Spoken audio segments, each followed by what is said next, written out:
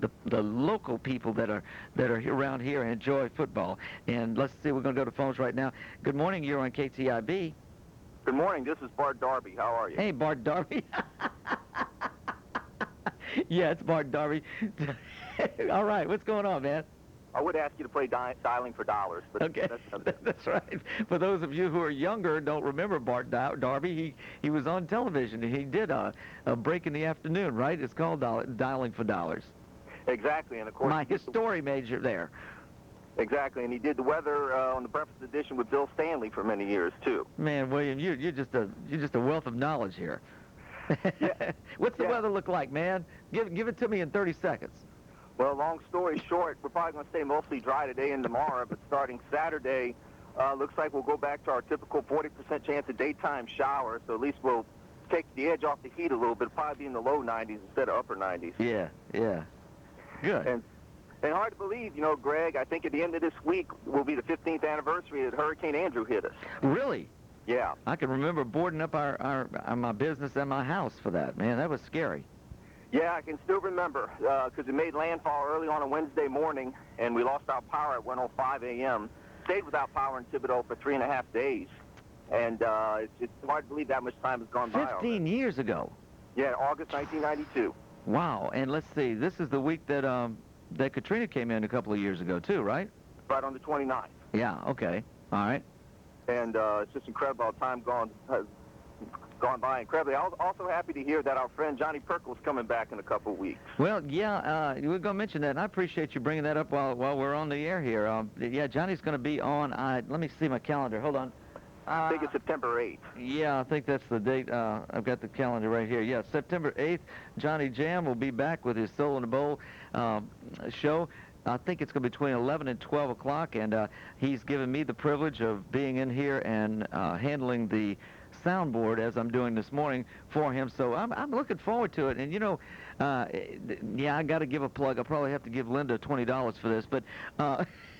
went over to his place last night, and man, every Wednesday night he's got a jam session, and Rogers and Jimmy George and Thaddeus Richard were there. Let's see, who else was there? Nikki Carrier from up in the Assumption Parish Way, and let's see, I mentioned it had a vibe player. I don't know what his name was, but they all jammed last night.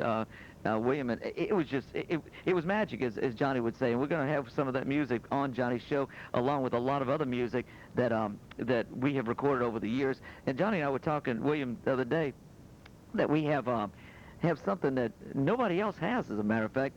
It's the last recording, we believe, live recording of John, Fred, and the Playboys. So we're gonna have that along with a lot of great artists that we've recorded over the years.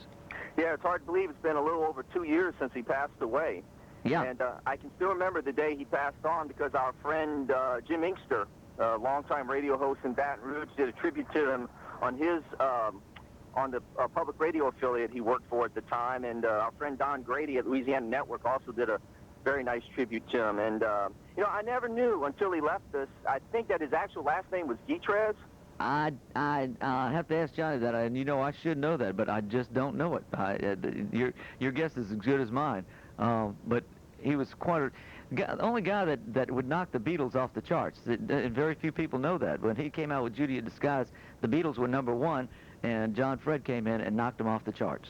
And by the way, there was a nice little treat I saw on the internet the other day. Some of John Fred's original television videos are actually on YouTube. Are they? Oh, yeah, it was really nice seeing how the technology has changed since 1965, and how they would produce. And it was actually done on videotape. It was a really remarkable video for its time. Yeah. For Judy in the Skies. Yeah. But I definitely want to call in since, like I said, it's been a while since you and I have talked extensively. Absolutely.